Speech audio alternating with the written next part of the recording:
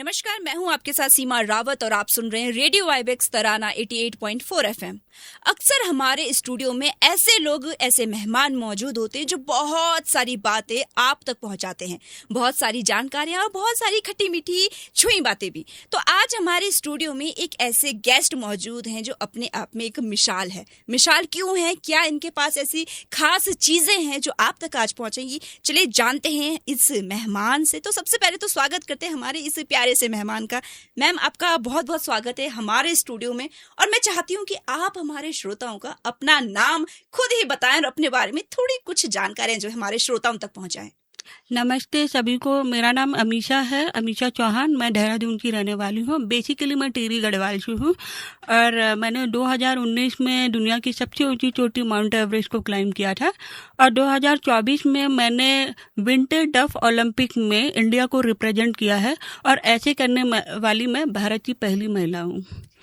ये आपने जैसे सुना है मैम से उनका छोटा सा इंट्रो, छोटा जरूर है लेकिन अपने आप में ये बहुत बड़ा है, क्योंकि एक ऐसी चोटी को क्लाइम करना जो सबका सपना होती है, और दूसरी बात कि भारत की ऐसी पहली महिला बनना जो इतना कुछ अचीव कर रही है, वो बहुत बड़ी बात है मैम। लेकिन मैं आपकी अचीवमेंट की तरफ तो जाऊंगी, लेकिन मैं थोड़ा सा जो है आपकी पर्सनल लाइफ की तरफ जाना चाहूंगी कि जैसे ऑफ कैमरा आपने काफी कुछ बताया अपने स्ट्रगल के बारे में, अपने हेयरिंग लॉस के बारे में, तो मैं थोड़ा सा उस बारे में जानना चाहूंगी कि कब से ये चीजें हैं और कितना % आपका हेयरिंग लॉस है। मेरा जो हेयरिंग लॉस है वो 56% हेयरिंग लॉस है। और जैसे कि मैं बताऊं कि मैंने विंटर डफ ओलंपिक में इंडिया को रिप्रेजेंट किया है, और ये विंटर डफ ओलंपिक के बारे में अगर मैं डफ कैटेगरी की बात करूं तो ये मुझे पहले नहीं पता था, और ये मुझे पता चला 2020 में। अगर हम पैरा ओलंपिक की बात करें तो पैरा ओलंपिक भी हम जब स्कूल में पढ़ते थे तो हमें नहीं पता होता था कि पैरा ओलंपिक भी कोई गेम होता है जी। तो हम जब कॉलेज में हमें दीपा मलिक जो मैम हैं, जो हमारी इंडिया की जो पहली महिला है पैरा ओलंपिक में जिन्होंने मेडल जीता था, जी। तो हमें पता चला पैरा ओलंपिक के बारे में।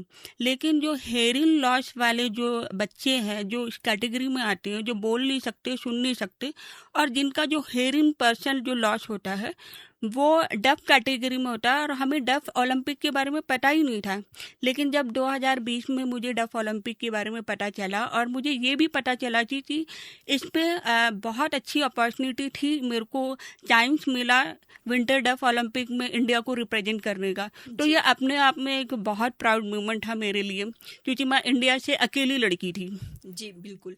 मैं ये जानना चाहती हूँ कि आप कौन से स्पोर्ट्स को जो है कौन से स्पोर्ट्स में जो है रिप्रेजेंट करते हैं इंडिया को।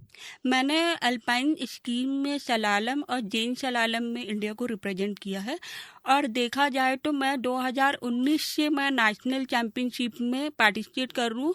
लेकिन मैं जो पार्टिसिपेट कर रही हूँ उससे पहले मैं नॉर्मल कैटेगरी में पार्टिसिपेट कर रही थी, तो मैं दोनों कैटेगरी में पार्टिसिपेट, नॉर्मल में भी और डेफ कैटेगरी में भी। ये बहुत बड़ी बात है, और मैं एक बात यहाँ पर कहना चाहूंगी कि बहुत सारे लोगों के पास ना छोटे छोटे बहाने होते हैं किसी चीज को ना करने के, कि अरे आज ये हो गया नहीं करता हूँ, अरे ये हो गया वो नहीं करता हूँ। लेकिन अपनी सिचुएशन पता होते हुए भी इंडिया को नेशनल लेवल और इंटरनेशनल लेवल पे रिप्रेजेंट करना अपने आप में बहुत बड़ी बात है, और आप ये कर रहे हैं ना, तो आपको बहुत सारी बधाइयां भी है मेरी तरफ से। इसी के साथ मैम मैं एक सवाल यहाँ पर करना चाहूंगी।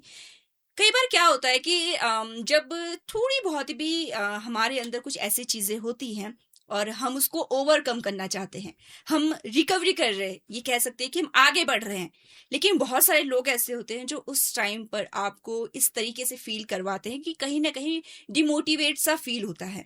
तो मैं आपसे जानना चाहूंगी कि आपकी जो ये पूरी जर्नी है, चाहे वो आपकी स्पोर्ट्स से लेकर हो, चाहे वो आपकी फिर पहाड़ के प्रति हो कि भाई अब मुझे माउंटेनिंग करनी है और इस तरफ जाना है, तो उसके बारे में कुछ बताइए कि कैसी वो पूरी जर्नी थी और लोगों का रिएक्शन कैसा रहा।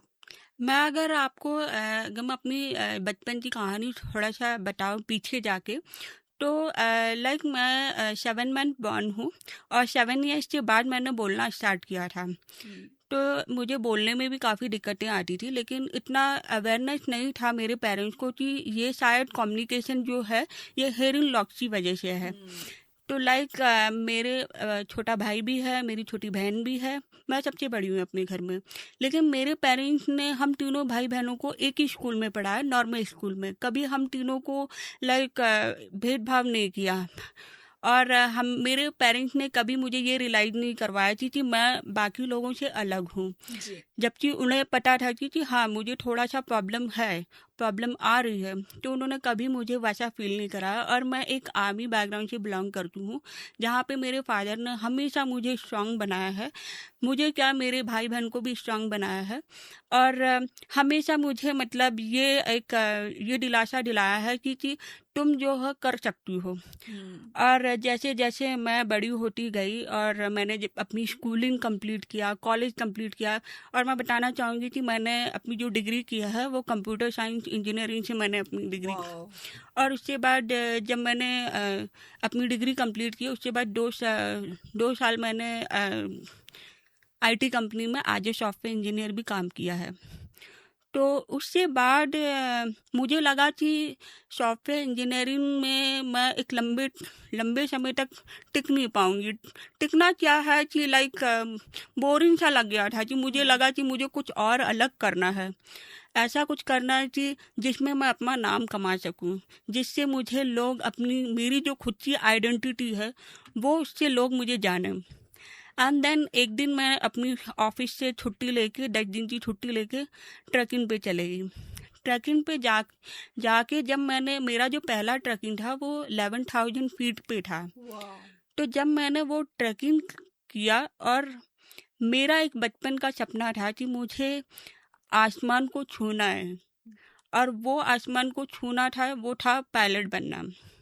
लेकिन मेरा जो मेडिकल है, वो मेडिकल इशू की वजह से मैं पायलट नहीं बन पाई। तो इसलिए मैंने सोचा कि क्या हुआ अगर पायलट नहीं बन पाई, आसमान को नहीं छू पाई। तो फिर एक दिन मैंने दुनिया की सबसे ऊंची चोटी माउंट एवरेस्ट को क्लाइम करने के बारे में सोचा। तो मैंने सोचा कि अगर मैं 11,000 की फीट पे अगर इतने पास में आसमान को छू रही हूँ, तो दुनिया की सबसे ऊंची चोटी को अगर मैं क्लाइम करती हूँ तो वहाँ से आसमान कितना पास होगा। तो यही सपना लेके फिर मैंने बेसिक माउंटेनियरिंग कोर्स किया, फिर इसके बाद एडवांस माउंटेनियरिंग कोर्स किया, फिर इसके बाद सचिन रस्सू, अमोआई, जो चारों माउंटेनियरिंग कोर्स होते हैं वो सारे मैंने 1 साल के अंदर कंप्लीट किया। लेकिन माउंटेनियरिंग कोर्स करने से पहले मैं बचेंद्री पाल मैम हैं, जो हमारी पहली वाओ। महिला है भारत की जिन्होंने एवरेस्ट क्लाइम किया था 1984 में, मैं उनसे मिली। और सबसे ये बात बोलना चाहूँगी कि वो मेरी बहुत करीबी हैं, करीबी इस तरीके से क्योंकि मेरी मम्मी का जो मायका है वो उसी गांव से आती है, नागपुरी गांव से। तो मैं उनसे मिली थी और उन्होंने मुझे काफ़ी इंस्पायर किया, उन्होंने काफ़ी मुझे मोटिवेट किया। और फिर उनके गाइडेंस से मैंने फिर बेसिक माउंटेनियरिंग कोर्स, जितने भी कोर्स हैं वो कंप्लीट किया। फिर इसके बाद ऐसे करते करते एंड देन फिर इसके बाद जो आपका 8,000 मीटर की पीक है, राइट, तो उसके बाद मैंने 4,000 मीटर की पीक, 5,000, 6,000, 7,000, ऐसे करते करते फिर मैंने देखा कि मेरी जो बॉडी है वो उस लेवल पे एक्लिमेटाइज कर रही है। तो जब मैंने सबसे पहले मैंने लद्दाख की जो पीक है वो क्लाइम किया था, 6,000 मीटर की पीक है। जी। जब मैं सक्सेसफुल हुई तो मेरे पेरेंट्स को थोड़ा सा यकीन हो गया था कि हाँ ये कर सकती है। एंड देन इसके बाद मैंने अफ्रीका कंटिनेंट की हाईएस्ट पीक जो है माउंट किलिमंजारो, वो मैंने 54 आवर्स में क्लाइम किया, और मैंने एशिया बुक ऑफ रिकॉर्ड में इसका रिकॉर्ड बनाया, उसमें मेरा नाम भी दर्ज हुआ है। लाइक ऐसे करते करते एंड फिर इसके बाद मैंने यूरोप कंटिनेंट की हाईएस्ट पीक है माउंट एल्ब्रूस, वो मैंने 2018 में क्लाइम किया था, तो वो भी सक्सेसफुल हुआ। तो ऐसे में मेरा अपने आप में एक कॉन्फिडेंस और अपने आप में एक भरोसा हो गया था कि अब मैं इसके लिए प्रिपेयर हो चुकी हूँ माउंट एवरेस्ट के लिए। 2019 में मैंने माउंट एवरेस्ट किया और मैंने 1 हफ्ते में ही 2 बार क्लाइम किया था। एक्चुअली फर्स्ट अटेम्प्ट जो था वो मैं 100 मीटर से फेल हो गई थी, क्योंकि जो मेरा शेरपा था उसका ऑक्सीजन ख़त्म हो गया था। और फिर इसके बाद मुझे वहाँ से डिसीजन लेना पड़ा, जो 100 मीटर जो है सबमिट से, कि वापस चलते हैं एंड देन जो सेकंड विंडो ओपन होगा उसमें हम क्लाइंब करेंगे। हम लोग फिर वापस आए। एक्चुअली कैंप फोर में हमें रुकना पड़ा क्योंकि काफ़ी विंड चल रही थी, हवा चल रही थी और हम जा नहीं सकते थे, बेस कैंप नहीं जा सकते, हमें वो रात वहीं पे गुजारनी पड़ी। तो उस रात को मैंने इस तरीके से सर्वाइवल किया कि मेरे पास खाने के लिए कुछ नहीं था, पीने के लिए पानी कुछ नहीं था। मुझे इतनी प्यास लग रही थी कि मैं क्या करूँ। जो मेरा शेरपा था उसको स्नो ब्लाइंडनेस हो गया था और वो जाके मेरे मतलब टेंट में सो गया था और मेरे पास स्लीपिंग बैग भी नहीं था, कुछ भी नहीं था। फिर इसके बाद जो मेरे जो कपड़े में बर्फ़ लगी हुई थी उसको मतलब निकाल के मैं खा रही थी, मतलब अपने प्याज को इस तरीके से बुझा रही थी। खाने के लिए कुछ भी नहीं था। एंड देन पता नहीं रात कैसे मतलब गुजर गई। फिर इसके बाद जब मैं सुबह मॉर्निंग में उठी तो देखा कि मेरा ऑक्सीजन जो है वो ख़त्म हो चुका था। फिर मैंने जीने की उम्मीद छोड़ दी थी कि अब मैं सर्वाइव नहीं कर पाऊँगी। एंड देन इसके बाद फिर फ़ोन निकाला। मैंने कहा क्या पता ये मेरा आखिरी मैसेज हो अपने पेरेंट्स के लिए। तो जैसे मैंने फ़ोन ऑन किया बैटरी ख़त्म हो चुकी थी, कोई मैसेज नहीं दे पाई और मैं इतना रो रही थी क्योंकि मेरा दिल टूट चुका था। क्योंकि 100 मीटर से होता है ना कि 100 मीटर से रह जाना और सबमिट नहीं हुआ तो फिर वही है कि दुख होता है, दिल टूट जाता है इंसान का।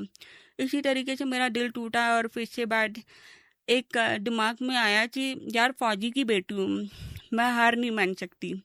और मुझे हमेशा बचपन में मैंने चीज़ें देखी और सुनी है कि जब हमारे जो फौजी भाई हैं जब बॉर्डर पर लड़ते हैं और वो आखिरी तक लड़ते हैं, जब तक वो गोली खा के मतलब गोली खाने के बाद भी वो आखिरी तक तब लड़ते हैं जब उनकी सांसें ना रुक जाए।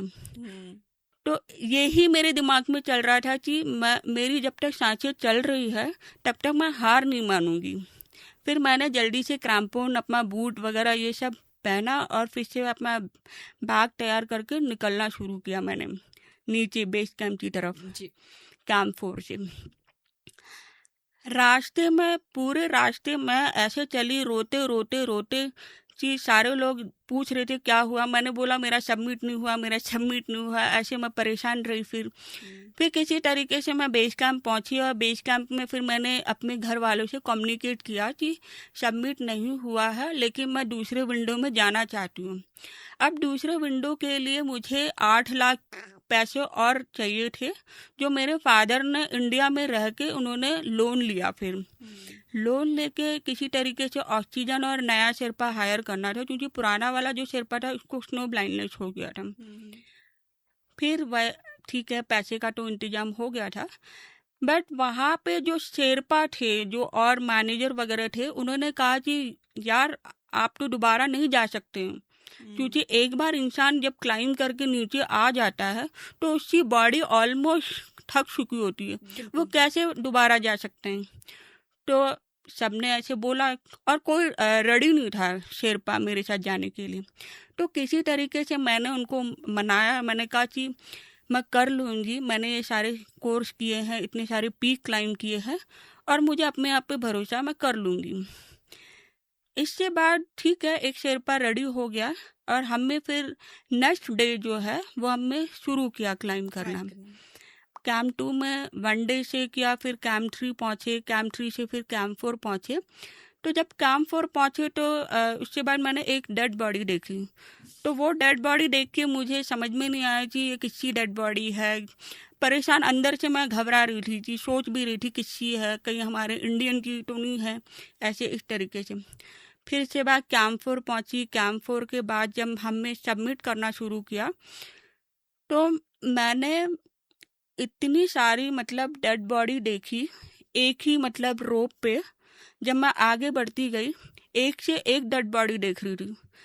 जब मैं पहले एटम में जब मैं गई थी, जब मैं 100 मीटर से रह गई थी तो उस टाइम पे मुझे एक भी डेड बॉडी नहीं देखने को मिली।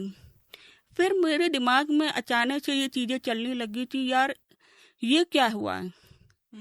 जब मैं पहले एटम में गई थी तो वहाँ तो एक भी बॉडी नहीं थी, ये एक से एक। फिर मेरे माइंड में चलता रहा। फिर मैंने कहा नहीं, मुझे इसके बारे में नहीं सोचना, मुझे सिर्फ अपने गोल के बारे में सोचना है, मुझे किसी तरीके से सबमिट में पहुंचना है। फिर जैसे जैसे मैं आगे बढ़ती गई मेरे रोंगटे खड़े होते गए डेड बॉडी को देखते, लेकिन जो फोकस था मेरा, जो वो बिल्कुल सबमिट पे था कि नहीं, उसको भूल जाओ कि तुम्हारे रास्ते में कोई है, बस अपने गोल पे फोकस करो। मैं आगे बढ़ती गई। एंड फिर इसके बाद सुबह 8:30 23 मई 2019 को मैंने दुनिया की सबसे ऊंची चोटी को फतह किया। तो जब मैं सेकेंड अटेम्प्ट में मैं काफ़ी थकी हुई भी थी, आगे बढ़ने के लिए मुझे काफ़ी दिक्कतें भी आ रही थी, लेकिन जो मेरे अंदर विल पावर था, जो एक होता ना कि फिजिकल मैं ऑलमोस्ट थक चुकी थी, लेकिन जो मेरा माइंड था वो काफ़ी स्ट्रांग था कि वही विल पावर ने मुझे काफ़ी आगे बढ़ने में मदद की। बिल्कुल। तो जब मैं सबमिट में पहुंची तो मैं सारी जितनी भी थकानें थी सब भूल गई कि क्या हुआ मेरे साथ फर्स्ट अटेम्प्ट में। मैं रो रही थी, मुझे पता है कि मैं इतना रो रही थी कि मेरा सबमिट नहीं हुआ, लेकिन जब सेकंड अटेम्प्ट में मैंने दुनिया की सबसे ऊंची, सब भूल गई, सब कुछ ऐसा लगा कि ये पूरी दुनिया मैंने जीत ली है। और जब बेस कैंप में जब मैं पहुंची थी, जिन लोगों ने मुझे कहा था कि ये लड़की तो पहुंच नहीं पाएगी, क्योंकि अगर कोई लड़का होता ना तो डेफिनेटली बोल लेते कि हाँ चलो, लेकिन मैं एक लड़की थी, इसलिए जितने भी शेरपा सब में मुझे बोल दिया था कि नहीं, आप क्लाइम नहीं कर पाओगे। और मैं वापस बेस कैंप पहुँच भी गई सेफली, और किसी किसी शेरपा ने बोला भी था कि ये लड़की जाएगी लेकिन जिंदा वापस लौट के नहीं आएगी, ये तक बोल दिया था। लेकिन मैंने उन सबको प्रूफ करके बता दिया कि मैं एक लड़की होके स्ट्रांग हूँ, मैंने खुद का सही डिसीजन लेके मैंने सबमिट भी किया और जिंदा वापस लौट के भी आई हूँ मैं। बहुत बड़ी बात है। और मैं इस चीज में मैं ये कहना चाहूंगी कि मैंने ना सीरियसली आज तक माउंटेनियर्स के जो मैं पॉडकास्ट देखती हूँ, उनके वीडियोस देखती हूँ, और जब वो ऐसी बातें बता रहे होते हैं ना, तो अब लगता है कि हाँ ठीक है किया होगा। लेकिन जब आप अभी बता रहे थे ना कि ऑक्सीजन खत्म हो गया कैंप 4 में, पहले तो ठीक है शेरपा के साथ में ऐसा हुआ, फिर आपके साथ में फिर बर्फ खा के पूरी रात निकली है, और ऐसी रात जहाँ पे एक एक सेकंड इंसान को ये लगे कि पता नहीं हम कर पाएंगे या नहीं, हम कल सुबह तक हम रहेंगे भी या नहीं। ऐसी वाली सिचुएशन को सोच के ही मेरे भाई गूस बम्स। तो जब मेरी अभी सिचुएशन ऐसी है तो मैं समझ सकती हूँ कि उस टाइम पे क्या आपके दिमाग में चल रहा होगा, जब एक एक सेकंड ये कह सकती है कि मौत दिख रही हो। और सबसे बड़ी बात है कि वहां पर आप किसी से कांटेक्ट भी नहीं कर सकते, घर वालों को जैसे आपने कहा कि हम लास्ट मैसेज भी नहीं पहुंचा सकते कि ठीक है ये हो सकता है, आप ध्यान रखिएगा। तो भाई उस टाइम पे अगर आपने राइट डिसीजन नहीं बनाया तो मुझे लगता है पूरा गेम वहीं पे पलट जाता है। और ये वाकई में विल पावर ही है कि भाई एक हफ्ते के अंदर दोबारा से चढ़ना, सबमिट करना बहुत बड़ी बात है। अब रास्ते भर में ऐसी डेड बॉडीज देखना, वो भी तब जब शेरपा या बाकी लोग आपको कह चुके हैं कि अरे ये लड़की जाएगी तो जिंदा नहीं आएगी, तब मैं समझ पा रही हूँ कि उस उन बॉडीज को देख के कहीं ना कहीं दिमाग में भी ये भी चला होगा कि अरे मुझे भी ऐसा कहा गया है शायद, कई सारी चीजें ना। तो ये बहुत बड़ी बात है मैम। और एक चीज मैं इसमें ऐड करना चाहूंगी, आपसे पूछना चाहूंगी, जब ये बॉडीज की बात आई है, एक डेथ जोन कहा जाता है एवरेस्ट पे, और कई बार ये भी कहा जाता है कि बॉडीज को जो है एक उसकी तरह माना जाता है। तो मैं आपसे जानना चाहती हूँ कि क्या क्या चीजें होती हैं एवरेस्ट पे। एवरेस्ट में जैसे मैं 2019 की अगर मैं बात करूं तो वहाँ पे जो कैजुअल्टी हुआ था, वो कैजुअल्टी हुआ था ट्रैफिक जाम, आपने सुना होगा, और वो काफ़ी बड़ा फेमस हो गया था ट्रैफिक जाम। हम ट्रैफिक जाम रोड पे सुनते हैं कि ये ट्रैफिक, लेकिन वो एक नाम ही दे दिया ह्यूमन ट्रैफिक जाम इन एवरेस्ट करके। तो बड़ा ही मतलब वर्ल्ड में इतना फेमस हो गया था। तो उस टाइम पे एक होता है ना, कैजुअलिटी होती है, जैसे आपका वेदर खराब हो गया या अवलांच आ गया है, तो होता है, इसमें कैजुअलिटी हो जाती है, लोगों की डेथ हो जाती है।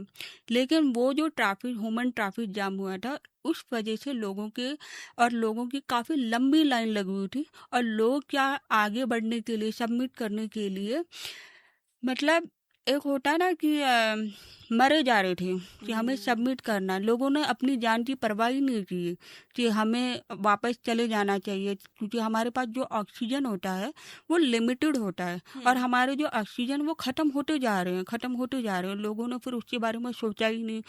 और एक पागलपन वाला जो होता है ना कि नहीं सबमिट, और होगा क्योंकि लोग इतने पैसे खर्च करके आते हैं। बिल्कुल। लेकिन पैसे तो चलो दोबारा कमा सकते हैं, लेकिन जिंदगी कभी नहीं कमा सकते ना दोबारा। लाइफ बिल्कुल। एक बार चलेगी तो चलेगी, वो लोगों ने कभी नहीं सोचा। तो इस वजह से ये ट्रेजेडी हुई है।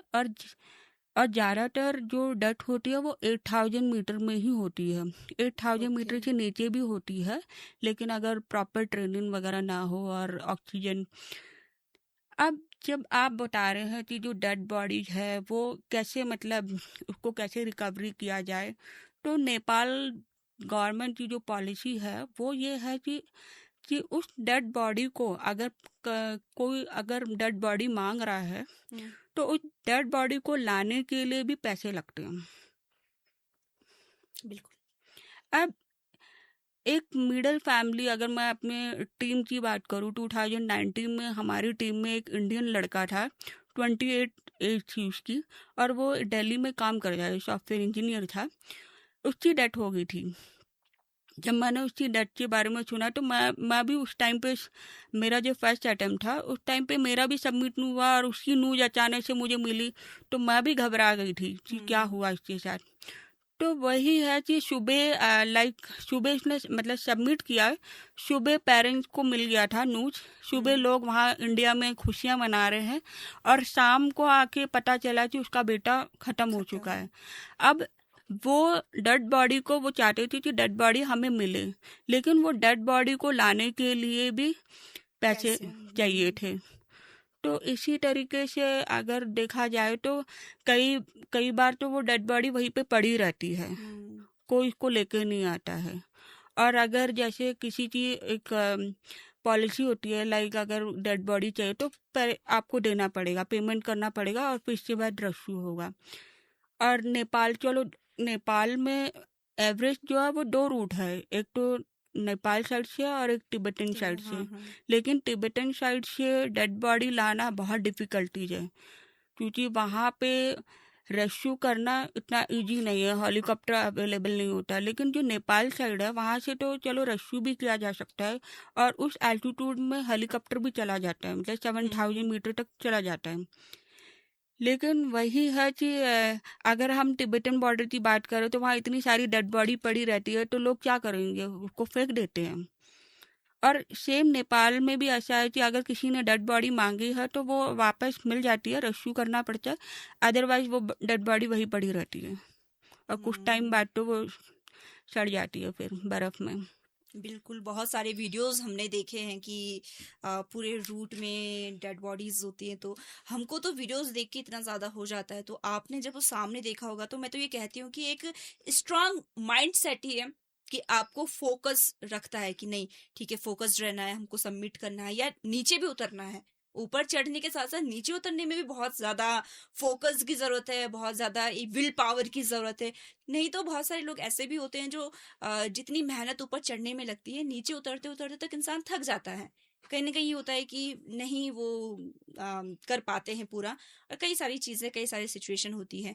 अच्छा मैम, मैं आपसे जानना चाहूंगी कि एवरेस्ट के बाद आपने कौन कौन से पीक क्लाइंब किए हैं, कौन कौन सी जगह पर आपने जो है फतेह किया है, और आगे कौन कौन से ऐसे पीक्स हैं जिनको आप क्लाइंब करने वाले हैं? एवरेज सबमिट, एक्चुअली मुझे फ्रॉस्ट बाइट भी हो गया था एवरेज में, जब मैं ओह। सेकेंड अटेम्प्ट में वापसी में जब मैं नीचे आ रही थी मुझे फ्रॉस्ट बाइट हो गया था, और 1 महीने मेरा एम्स हॉस्पिटल में इसका ट्रीटमेंट हो रहा था। लाइक चलो जो मेरे गांव वाले हैं, पहले तो चलो खुशियाँ मनाई थी, लेकिन एक होता है ना कि गांव वाले बड़े परेशान हो जाते हैं कि हमारी गांव की जो बच्ची है वो वहाँ पे फंस गई थी, और चलो सही सलामत जिंदा वापस लौट के, लेकिन वो पैर में एक वो इंजरी हो गई है, फ्रॉस्ट बाइट हो गया है। मेरे पेरेंट्स भी काफ़ी घबरा गए थे कि कहीं पैर ना काट काट ना दिया पड़ जाए, जाए, ये हाँ। चीज़ें। लेकिन सही टाइम पे मेरा ट्रीटमेंट हो गया था। लेकिन गांव वाले ने मुझे मना कर दिया था कि अब पहाड़ में मत जाना, अब बर्फ़ में मत जाना करके। लेकिन 7 महीने के अंदर अंदर मैंने अपना जल्दी से रिकवरी करके, उसके बाद मैंने वहाँ औली में चले गई। औली में मेरा नेशनल कंपटीशन था, और मैंने नेशनल कंपटीशन में पार्टिसिपेट किया। उसके बाद गुलमर्ग में हमारा फर्स्ट खेलो इंडिया विंटर गेम्स हाँ। हुआ, उसमें मैंने फिर ब्राउन मेडल जीता, फिर फ्रॉस्ट बाइट होने के बावजूद भी। एंड वो मेरे लिए प्लस पॉइंट था जब लोगों ने बोला कि नहीं, आपको नहीं जाना चाहिए क्योंकि आपका अभी फ्रेश वो है, फ्रॉस्ट बाइट है करके। लेकिन मैंने लोगों की बातें नहीं सुनी, मैंने सिर्फ अपनी दिल की बात सुनी। और चाहते तो मेरे पेरेंट्स भी बोल सकते थे कि नहीं जाना है, लेकिन मेरे पेरेंट्स बहुत ज़्यादा सपोर्टेड है। इसके बाद धीरे धीरे मैंने क्लाइम माउंट एवरेस्ट के बाद तो हिमालय के जो बहुत छोटे छोटे पीक है, जी, वैसे छोटे तो नहीं बोलूँगी लेकिन बहुत बड़े ही बोलूँगी, क्योंकि पीक तो पीक ही पीक होता होता है, सही बात है। राइट। तो मैंने वो सारे पीक क्लाइम किए, छोटे छोटे जो हिमाचल में माउंट यूनम है, हाँ, लद्दाख में सॉरी मैं पीक का नाम भूल गई क्योंकि जी, अब मैं माउंटेनियरिंग से थोड़ा पीछे हो गई ना, क्योंकि अब मैं स्की की तरफ ज़्यादा ध्यान दे रही हूँ। जी, तो मैंने लद्दाख में माउंट कांगास्टी पीक है वो क्लाइम किया था 2021 में। जस्ट 2019 में मुझे फ्रॉस्ट बाइट हुआ था, 2020 में तो वो लॉकडाउन हो गया था। 2021 में फिर मैंने ये 2 पीक क्लाइम किए।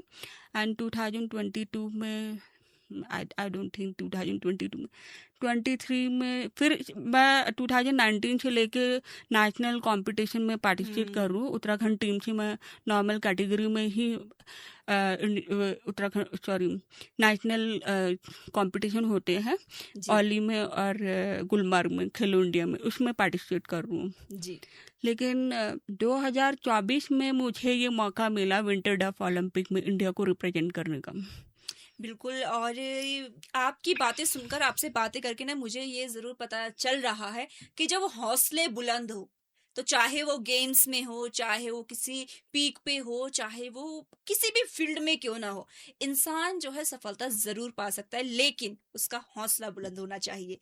इसी के साथ मैम बहुत सारी बातें हमारी हुई हैं, लेकिन इन्हीं बातों में मैं ये भी जानना चाहूँगी कि मैराथन की तरफ आपका कैसे कि कैसा आपने सोचा कि ठीक है, स्कीइंग कर लिया है, पीक क्लाइम कर लिए है, एवरेस्ट पर हमने झंडा फहरा दिया है, तो मैराथन की तरफ कैसे? एक्चुअली मैराथन ये मेरा पहला मैराथन था नीति वैली में जो अभी हुआ है हाल में। जी, अ, देखा जाए तो स्कीइंग जो करते हैं इसमें हमारा स्टेमिना 10% है, 90% स्ट्रेंथ होता है हमारा, राइट। जी, तो मैराथन की तरफ इसलिए क्योंकि जोशीमठ तो मेरा अपना घर समझ लो, क्योंकि यहाँ औली पास में ही है। बिल्कुल, और हर साल नेशनल कंपटीशन होते हैं, मेरा आना जाना होता है। और इसी के पास में नीति वैली के पास एक मैराथन हो रहा था जिसमें उत्तराखंड टूरिज्म और इंडियन आर्मी और आईटीबीपी की सपोर्ट से ये ऑर्गेनाइज किया गया है। जी, तो मैंने यही मन बना लिया था कि जब घर के पास में है तो क्यों ना जाऊँ वहाँ पे मैराथन। और ये मेरा पहला मैराथन था और काफ़ी अच्छा रहा, क्योंकि ये एक अलग ही मतलब अलग ही लेवल का था। मतलब अगर बोला जाए तो माउंट एवरेस्ट क्लाइम करना ये एक अलग अलग लेवल का होता है, स्की करना ये अपने आप में एक ये मैराथन भी एक ऐसा था क्योंकि अलग लेवल का था। बिल्कुल, और बहुत सारे लोग अलग अलग जगह से आए थे, उनके साथ भी मिलने का मौका मिला, इंटरेक्शन हुआ है। और साथ साथ में मैंने एमटीबी में भी रेस किया, साइकिलिंग में 30 वाओ, किलोमीटर। तो 30 किलोमीटर में मैं बता सकती हूँ कि साइकिलिंग भी ये मेरा पहला था। ये पहला एक्सपीरियंस ऐसा रहा कि मैं कोई प्रोफेशनल वो नहीं हूँ, साइकिलिंग नहीं करती हूँ। मैं नॉर्मल देहरादून में नॉर्मल साइकिल करती हूँ, लेकिन माउंटेन में जो एक गियर वाली जो साइकिल है जिसके बारे में आपको नॉलेज होनी चाहिए, जी, तो मेरे को थोड़ा बहुत नॉलेज था, ठीक है, लेकिन प्रोफेशनल नहीं थी। लेकिन जो मैंने 6 पोजीशन जो पाई है वो अपने आप में ये था कि यस मैं कर सकती हूँ। तो बहुत मुझे बढ़िया, ऐसा लगता है कि आप जब दिमाग में ये चीज़ें लेके चलो ना कि आप कर सकते हो, आप हम्म, किसी चीज़ को गिव अप मत करो, आप कम से कम ट्राई करो छोटी छोटी चीज़ें। अगर मैं एवरेस्ट चढ़ सकती हूँ, अगर मैं स्कीइंग कर सकती हूँ, तो मैं मैराथन भी दौड़ सकती हूँ। बिल्कुल, लेकिन वो कहीं ना कहीं से शुरुआत होनी चाहिए। बिल्कुल सही बात आपने कही है। और जैसा कि आपने हमारे सबसे ऊंची चोटी को फतेह किया है, लेकिन मुझे ऐसा लगता है कि आपके हौसले उस चोटी से भी कई ज्यादा ऊपर हैं, क्योंकि मुझे ऐसा पर्सनली लगता है कि हम भी ना कुछ काम अगर हम सोचते हैं कि यार ठीक है, मैंने भी सोचा था कि मैं नीति मैराथन में पार्टिसिपेट करूंगी, लेकिन मेरा वो सोच तक रह गया और मेरा बहाना एक बहुत अच्छा था कि अरे नहीं नहीं मुझे तो ऑफिस जाना है। तो वही चीजें आ जाती है कि जिनको नहीं करना उनके पास छोटे से छोटे बहाने हैं, और जिनको करना होता है उनके पास एक एक भी ऐसी चीज नहीं होती जिसको ये कह सके कि नहीं यार ये बहाना है तो मैं नहीं कर सकता। और हौसले बुलंद हो तो हर सफलता पाई जा सकती है। बहुत सारी बातें आपसे हुई है मैम। लास्ट में मैं आपसे चाहती हूँ कि जो श्रोता हमको अभी सुन रहे हैं उनको आप क्या मैसेज देना चाहेंगे? मैं यही मैसेज देना चाहूँगी कि अगर आपने कोई सपने देखे हैं तो वो सपनों को पूरा करने के लिए आप उसको जी जान से ठान लो कि आपको करना ही है, चाहे रास्ते में कितनी भी बाधाएं क्यों ना आ जाए। बस अपने हौसले और अपने जो कॉन्फिडेंस है उसको बस बरकरार रखिए। बिल्कुल। और मैम इसी के साथ मैं आपका बहुत बहुत धन्यवाद करती हूँ कि आपने जो है इस मैराथन को करने के बाद, अपनी ये साइकिलिंग करने के बाद भी आपने जो है हमारे लिए समय निकाला और यहाँ पर आए, इतनी सारी बातें हमको बताई, ऐसी ऐसी बातें जो अक्सर हम वीडियोस में देखते हैं या बाकी माउंटेनियर्स को कहते हुए सुनते हैं। आज वो सारी बातें आपने सामने बैठकर हमको बताई है, तो भैया हमको तो बहुत जो है प्राउड फील हो रहा है कि भाई आप आज यहाँ पर आई हैं और इतनी सारी बातें की हैं। तो आपका बहुत बहुत धन्यवाद मैम यहाँ पर आने के थैंक लिए। You so much. आपने भी मुझे यहाँ पे बुला के एक मौका दिया अपने रेडियो आईबेस तराना में, तो आपको भी बहुत बहुत थैंक यू सो मच। जी, तो ये थी हमारे साथ अमीषा चौहान, और इनके हौसलों को देखने के बाद ये कहना बिल्कुल भी गलत नहीं है कि भैया एवरेस्ट इनके हौसलों के सामने कहीं ना कहीं छोटी जरूर है। खैर, वापस आऊंगी फिर से बहुत सारी बातों को लेकर और ऐसे मेहमानों को लेकर जो आप तक कई सारी जानकारी पहुंचाएंगे। तब तक बने रहिए हमारे साथ और देखते रहिए रेडियो आईबेक्स तराना 88.4 FM।